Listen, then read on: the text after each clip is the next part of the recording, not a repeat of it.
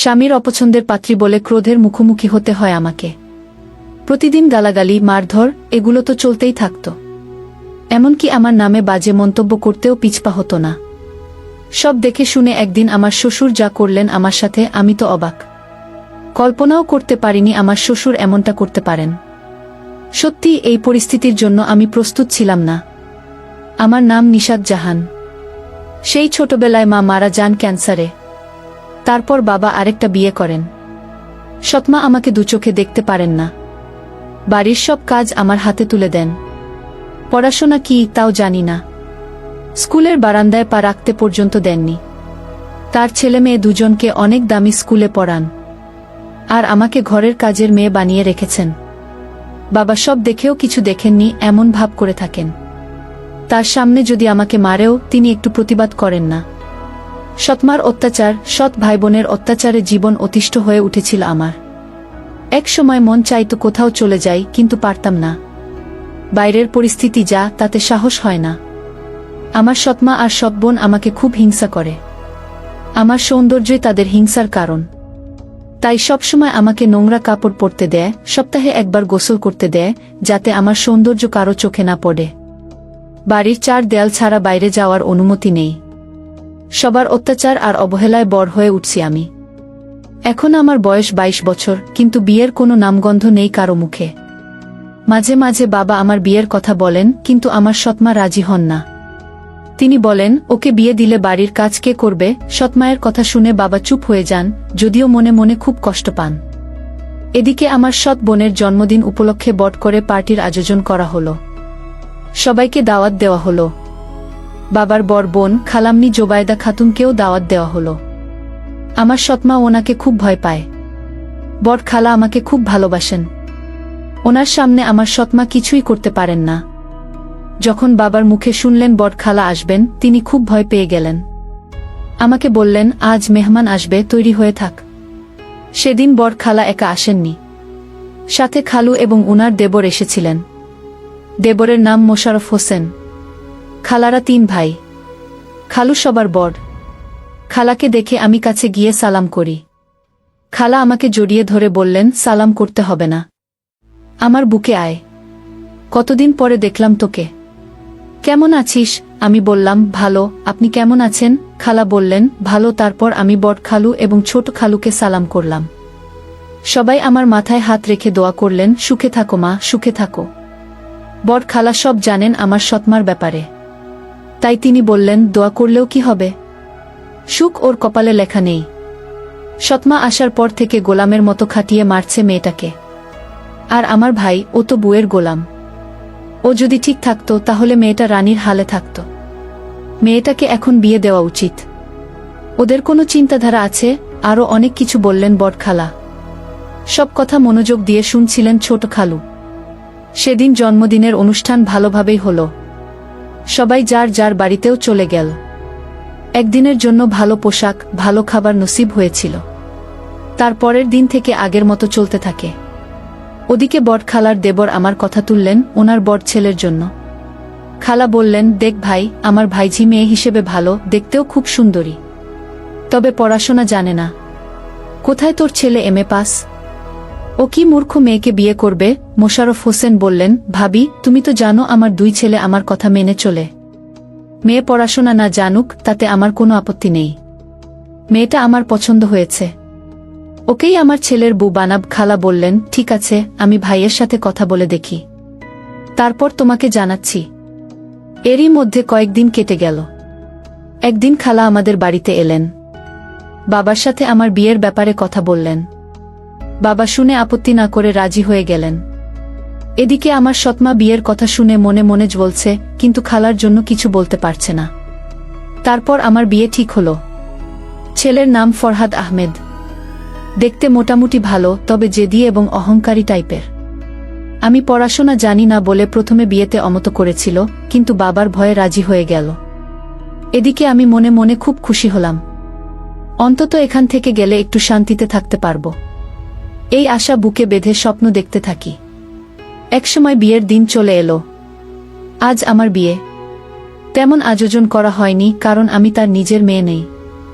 আমার শ্বশুর খুব ভালো মানুষ, এসব দেখেও কিছু বললেন না।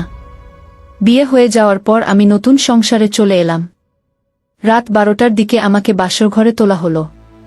কিন্তু ফরহাদ কোনোভাবেই ঘরে প্রবেশ করতে রাজি নয়। তার একটাই কথা, বিয়ে করতে বলেছ, করেছি, কোনো অমত করিনি। কিন্তু এখন আমাকে বাধ্য করো না বাসর ঘরে যেতে। আমার কোনো ইচ্ছে নেই ওই ঘরে যাওয়ার। এই কথা আমার শ্বশুর শুনতে পেয়ে তাকে খুব বকা দিয়ে রুমে পাঠালেন। ফরহাদ এলো বটে, কিন্তু মুখে বিরক্তির ছাপ। মনে মনে আমার উপর খুব রেগে আছে, সবকিছুর জন্য আমাকেই দায়ী করছে। দরজা লাগিয়েই আমার সামনে দাঁড়ালো, তারপর আমাকে বলল, ওই খাট থেকে নেমে আয়, তোর সাথে আমার কথা আছে। আমি ওর কথায় চমকে উঠলাম। এমন করে কেন বলছে? আমি ওর কথামতো নেমে এলাম। এখন ফরহাদের সামনে দাঁড়িয়ে আছি।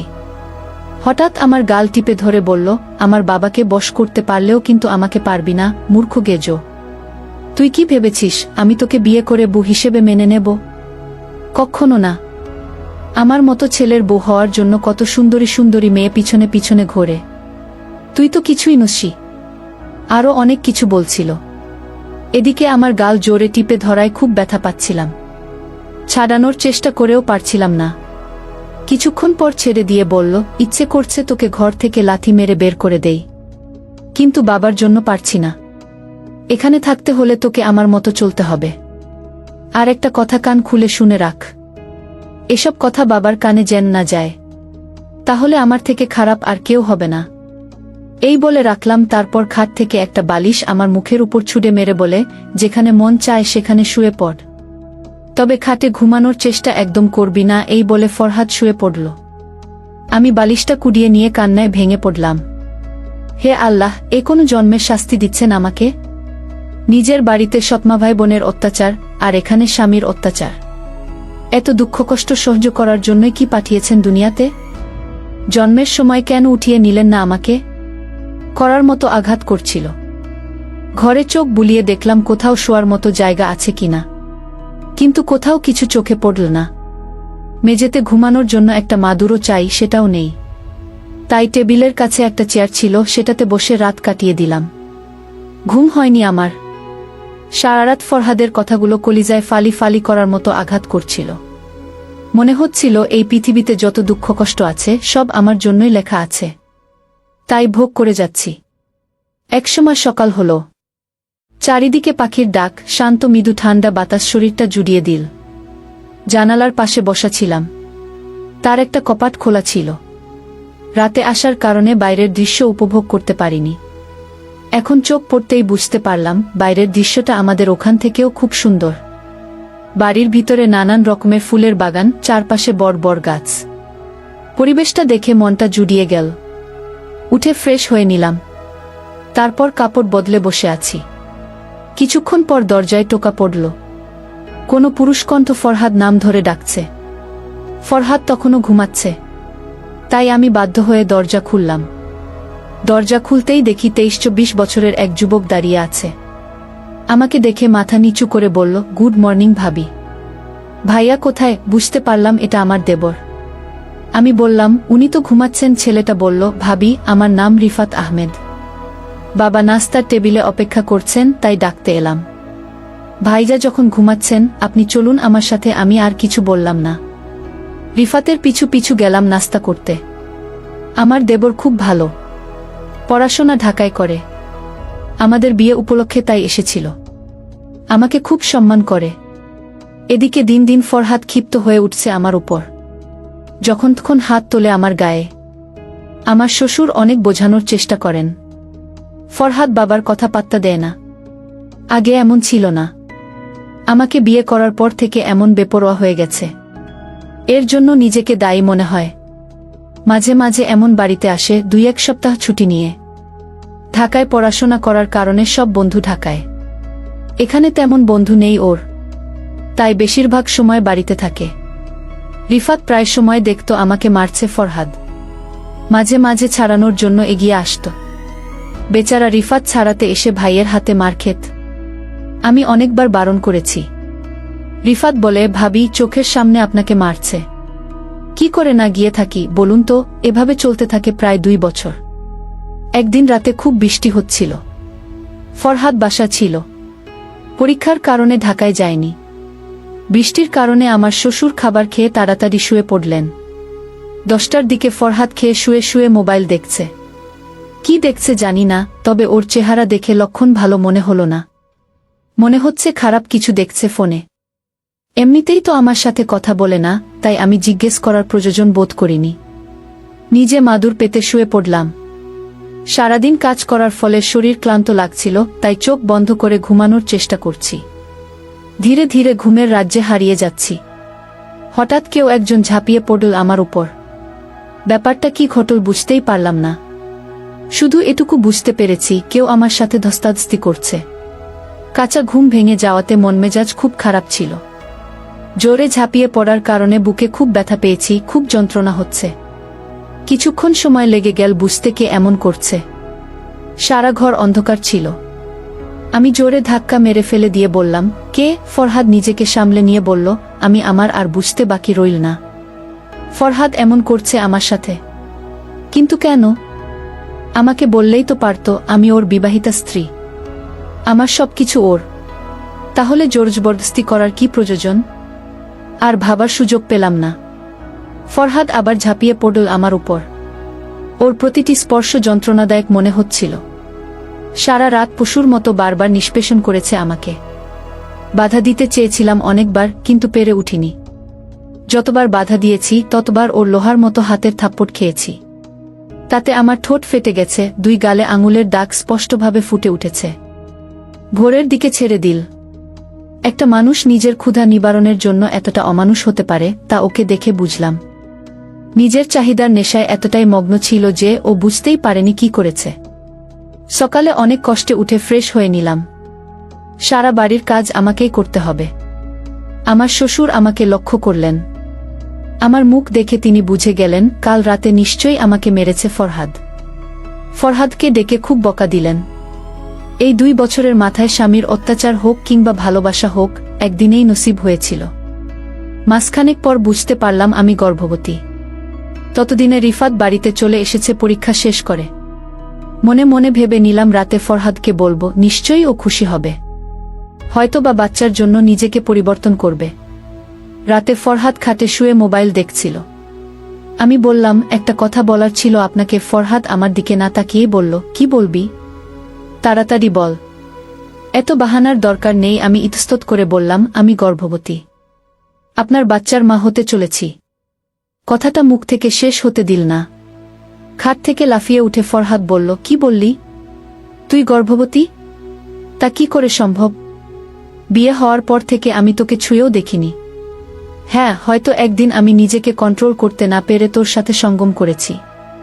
একদিনের মিলনে কেউ কি গর্ভবতী হয়? এবার আমার চুলের মুঠি ধরে বলল, সত্যি করে বল। কার বাচ্চা পেটে নিয়ে আমার বাচ্চা বলছিস? কার সাথে নষ্টামি করেছিস? বাইরে তো যেতে পারিস না, তাহলে নিশ্চয়ই ঘরে কাউকে ডেকেছিস। সত্যি করে বল, এ বাচ্চার বাপকে?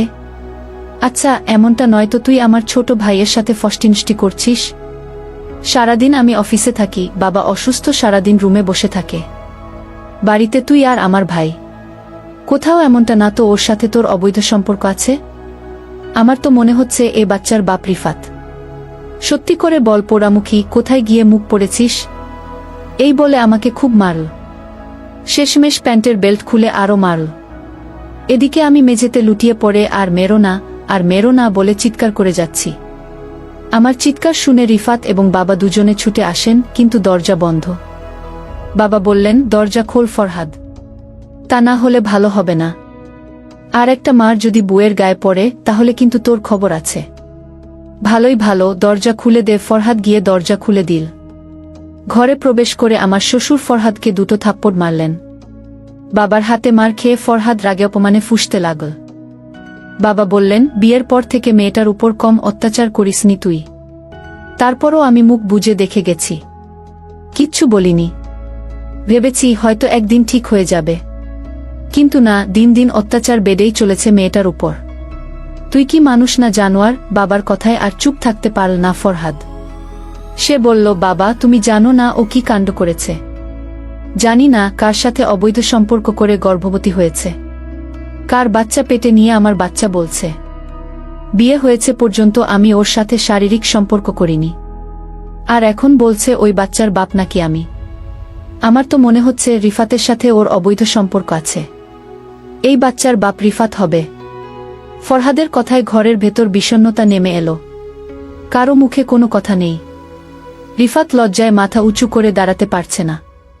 রিফাতের চোখ দিয়ে টপটপ করে অশ্রু গড়িয়ে পড়ছে। আর মনে মনে ভাবছে, ভাইজা এটা কি করে বলতে পারল? ভাবিকে আমি কখনোই খারাপ চোখে দেখিনি। অবৈধ সম্পর্ক তো অনেক দূরের কথা। উনাকে আমি সম্মান দিয়েই এসেছি সবসময়। ভাইয়ার ব্যাপারে উনাকে অনেক বুঝিয়েছি। আর ভাইয়া কিনা আমার নামে এত বড় অপবাদ দিল। সত্যি বলেন প্রবীণরা, যার জন্য করি চুরি সেই বলে চোর। হায়রে দুনিয়া! এদিকে আমি লজ্জায় মাথা উঁচু করতে পারছি না। আমার শ্বশুর পাথরের মূর্তির মতো দাঁড়িয়ে কোনো প্রতিউত্তর করছেন না। বাবা কিছু বলছেন না দেখে ফরহাদ আরও প্রশ্রয় পেয়ে বলল, আমি জানতাম এ মেয়েটা খারাপ, তাই তো বিয়ে হচ্ছে না। সৎমা এমনি ওকে মারত না, খারাপ দেখেই মার খেত। জানি না বিয়ের আগে কতজনের সাথে মেলামেশা করেছে, তার কোনো পাত্তা নেই। এমন মেয়েকে ঘোল ঢেলে মাথা কামিয়ে বের করে দেওয়া উচিত। এবার আমি আর চুপ থাকতে পারলাম না। উঠে এসে কষে একটা থাপ্পড় মারলাম ফরহাদের গালে। তারপর বললাম, এতক্ষণ ধরে শুনে যাচ্ছি একটার পর একটা অপবাদ দিয়েই যাচ্ছেন। কেন? আমি কি মানুষ নই? আমার শরীরে কি রক্তমাংস নেই? সেদিন রাতে কুকুরের মতো ঝাঁপিয়ে পড়ে আমার এই শরীরটাকে ছিঁড়ে ছিঁড়ে খেয়েছেন। পশুর মতো আচরণ করেছেন সারা রাত। বাধা দেওয়াতে থাপ্পড় মেরে রক্তাক্ত করেছেন আমাকে। এত তাড়াতাড়ি ভুলে গেলেন মাসখানেক আগের কথা? আমার এই পরিস্থিতি দেখে বাবা আপনাকে খুব বকেছিলেন, মনে নেই? আমার শ্বশুরের মনে পড়ে গেল সব কথা। আমি আরও বললাম, আপনার লজ্জা করে না নিজের সন্তানকে অন্যের সন্তান বলে চালাতে? যে ভাইয়ের উপর দোষ চাপাচ্ছেন সে আপনার মতো পশু নয়। মানুষকে কিভাবে সম্মান দিতে হয় অন্তত সেটা জানে সে, যেটা আপনি জানেন না। এতদিন সব অত্যাচার মুখ বুজে সহ্য করেছি, কোনো প্রতিউত্তর করিনি। এখন আপনি আমার নিষ্পাপ বাচ্চাটাকেও ছাড়ছেন না। আমার কথা পুরোপুরি শেষ হলো না। তার আগেই আমার শ্বশুর বললেন, বৌমা চুপ হয়ে যাও। তারপর ফরহাদকে বললেন, তুই বল কি চাস? ফরহাদ বলল, ওর সাথে সংসার করতে পারব না, ওকে ডিভোর্স দিতে চাই। বাবা বললেন, ঠিক আছে তাই হোক। বাবা আর ফরহাদের কথা শুনে আমি মাথায় হাত দিয়ে বসে পড়লাম। কি বলছে এরা? আমাকে ডিভোর্স দিলে আমি যাব কোথায়? বাবার বাড়িতে যেতে পারব না। সৎমা আমাকে ঘরে জায়গা দেবে না। কিছুই বুঝতে পারছি না। বাবা রিফাতকে বললেন, তুই আমার সাথে আয়। এই বলে বাবা আর রিফাত আমার খালার বাড়ি গেলেন। সেখানে তাদের মধ্যে কি কথা হয়েছে আমি জানি না। 2 দিন পর ফরহাদ আমাকে ডিভোর্স দিল। বাবা আমাকে বললেন, তোকে আমি ছেলের বউ বানিয়ে নিয়ে আসিনি, নিজের মেয়ে করেই এনেছি। আমাকে বাবা ডাকিস। সব বাবাই মেয়েদের ভালো চায়। ফরহাদ তোকে ডিভোর্স দিয়েছে, তাতে দুঃখ করিস না। তোর জন্য ভালো কিছু লিখে রেখেছেন আল্লাহ। অপেক্ষা কর। আজ থেকে তোর খালার বাড়িতে থাকবি, যতদিন না তোর ডেলিভারি হচ্ছে। ফরহাদ অস্বীকার করেছে এটা ওর সন্তান না, এটা রিফাতের সন্তান। তাই আজ থেকে এর দায়িত্ব রিফাত নেবে। বাচ্চাটা ভূমিষ্ঠ হওয়ার পর আমরা রিফাতের সাথে তোর বিয়ে দেব। বাবা রিফাতের দিকে তাকিয়ে বললেন, তো কোনো আপত্তি আছে? রিফাত আমার দিকে তাকিয়ে বলল, দোষ না করেও যখন দোষী হয়েছি তাতে আমার কোনো আপত্তি নেই। আমি রাজি আছি আপনাদের কথায়। আমি অবাক হয়ে রিফাতের দিকে তাকিয়ে আছি। কি বলছে? সামনে ওর উজ্জ্বল ভবিষ্যৎ, আমার জন্য কেন নষ্ট করবে? আমি চুপ করে থাকতে পারলাম না। আমি বললাম, বাবা আপনি আমাকে যা বলবেন আমি তা শুনতে রাজি, কিন্তু এই বিয়ে মানতে রাজি নই। আমার জন্য রিফাতের ভবিষ্যৎ নষ্ট হয়ে যাক আমি চাই না। তাই বাবা আপনার কথা ফিরিয়ে নিন। আমার কথায় সবাই অবাক হলেও কিন্তু তাদের কথা নড়ল না। বাচ্চা ডেলিভারি হওয়ার পর রিফাতের সাথে আমার বিয়ে হবে। রিফাত বলল, আমি ওর সাথে একা কথা বলতে চাই। এই কথা শুনে সবাই উঠে চলে গেল। এখন শুধু রিফাত আর আমি বসে আছি একা ঘরে। রিফাত উঠে এসে আমার পাশে বসল। কিছুক্ষণ নীরবতা থেকে বলল, আমি জানি ভাইয়াকে তুমি অনেক ভালোবাসো, তাই আমাকে বিয়ে করতে চাইছ না। যে বাচ্চাটা ভাইয়ার সেটা এখন আমার বাচ্চা হয়ে গেছে, তাই আমি বাধ্য হয়েই তোমাকে বিয়ে করতে চাইছি না, বরং আমি সানন্দে তোমাকে বিয়ে করতে চাই। আমার কোনো আফসোস নেই।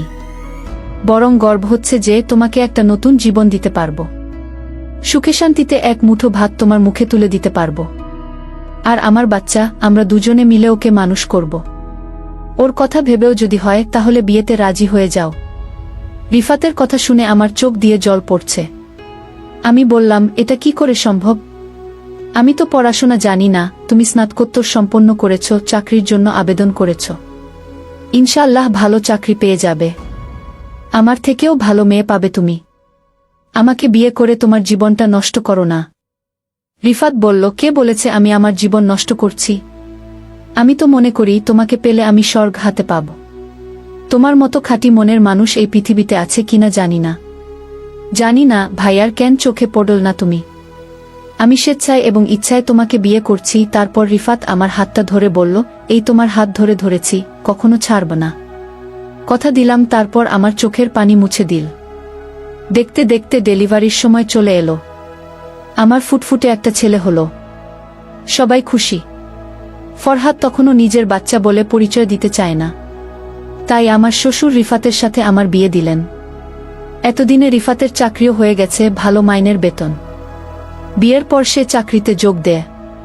তাই আমাদের বাসর হয়নি। আমি বাচ্চা হওয়ার কারণে অসুস্থ ছিলাম। প্রায় 2 মাস পর ছুটি নিয়ে রিফাত বাড়িতে আসল। আজ আমাদের বাসর রাত, কিন্তু ঘর সাজানোর জন্য কেউ নেই। রিফাত নিজেই পুরো ঘর সাজাল। আজ আমি নিজে সেজেছি রিফাতের জন্য।